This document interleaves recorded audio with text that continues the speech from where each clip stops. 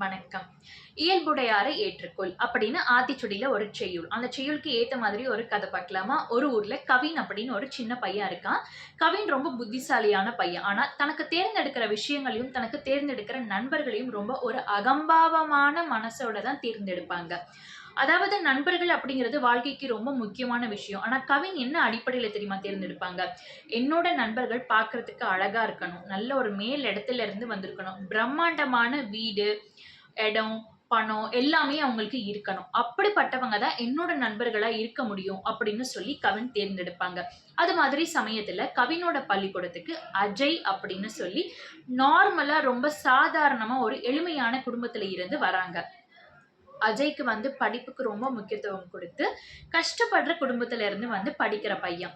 அப்ப எல்லாரும் அஜய் கூட போய் பேசுறப்ப, கவின் என்ன சொல்றாங்க அப்படின்னா, "எனக்கானவன் இவன் கிடையாது. என் கூட பேசுறதுக்கோ, பழகுறதுக்கோ இவனுக்கு தகுதி கிடையாது.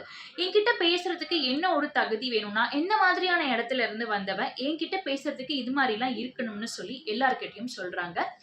அஜய்க்கு அது கேட்கறதுக்கு ரொம்ப கஷ்டமா இருந்தது. ஆனாலும் அஜய் படிப்புக்கு தான முக்கியத்துவம் குடுத்து நான் வந்திருக்கேன். அதனால படிப்புல தான் நான் கவனம் செலுத்தப் போறேன்னு சொல்லி படிப்புல கவனம் செலுத்துறாங்க. அப்படி இருக்க சமயத்துல ஆசிரியர் பாடம் எடுக்கிறதுக்காக வராங்க.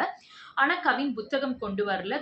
கிளாஸ் கவனிக்க முடியல. ஆசிரியர் கேட்கிற கேள்விக்கு கவினால பதில் சொல்ல முடியல. அந்த சமயத்துல அஜய் என்ன பண்ணாங்கன்னா, அஜய் ஒரு இடத்துல உட்கார்ந்திருந்தாங்க. கவின் ஒரு இடத்துல உட்கார்ந்திருந்தாங்க.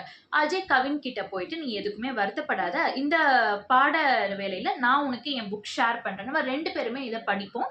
2 பேருமே தெரிஞ்சுப்போம்." அப்படின்னு சொல்லி சொல்றாங்க. கவினுக்கு என்ன பண்றதுன்னே தெரியல. அஜய் இப்படி பேசினத பார்த்து கவினுக்கு என்ன பண்றதுன்னே தெரியல. ஒரு மாரி அவமானமா ஃபீல் பண்ணாங்க. அப்ப அந்த சமயத்துல தான் அவங்க புரிஞ்சுக்கிட்டாங்க.